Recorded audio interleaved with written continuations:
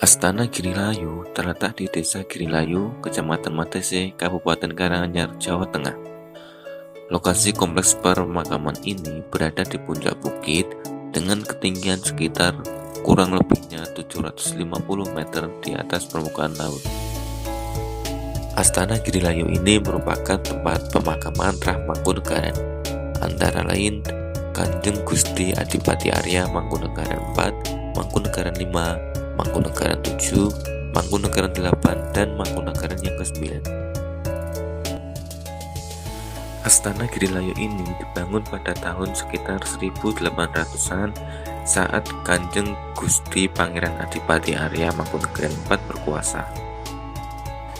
Astana Girilayu ini dibangun dengan alasan karena Mangkunegaran IV ingin dimakamkan di dekat penguasa Mangkunegaran yang sebelumnya, yaitu Mangkunegaran I, Mangkunegaran II, dan Mangkunegaran yang ketiga.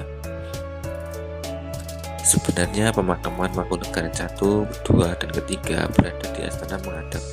Berhubung lokasi di Astana Menghadap penuh, maka dicarilah tempat terdekat, yaitu Astana Girilayu sebagai pemakaman Mangkunegaran IV sampai dengan Mangkunegaran yang ke-9. Kanjeng Pangeran Haryaganda Kusuma atau Mangkunegaran IV berkuasa pada tahun 1853 menggantikan Mangkunegaran ketiga.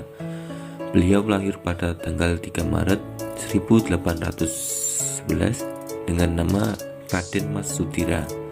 Semasa bertahta, Mangkunegaran IV mendirikan pabrik gula di Colomadu pada tahun 1861 dan pabrik gula di Tasikmadu didirikan pada tahun 1871 yang bertempat di Kabupaten Karanganyar. Mangkunegaran IV terkenal akan kecerdasannya dalam bidang karya sastra, politik maupun ekonomi. Makamnya terbuat dari baja yang diimpor dari Eropa. Beliau merupakan Mangkunegaran terkaya di antara Mangkunegaran yang lain. Beliau wafat pada tahun 1881. Kanjeng Gusti Pangeran Adipati Arya Mangkunegaran V merupakan penguasa kelima Mangkunegaran. Lahir dengan nama Raden Mas Sunita. Era kepemimpinan Mangkunegaran V relatif singkat. Beliau meneruskan usaha yang telah dirintis oleh pendahulunya Mangkunegaran IV. Pada kekuasaan Mangkunegaran V, pabrik gula milik Mangkunegaran yakni pabrik gula di Colomadu dan di Tasikmadu mengalami defisit anggaran yang mengancam keberlangsungan industri gula. Di tengah lesunya perekonomian, Mangkunegaran V mengembangkan kesenian terutama seni tari.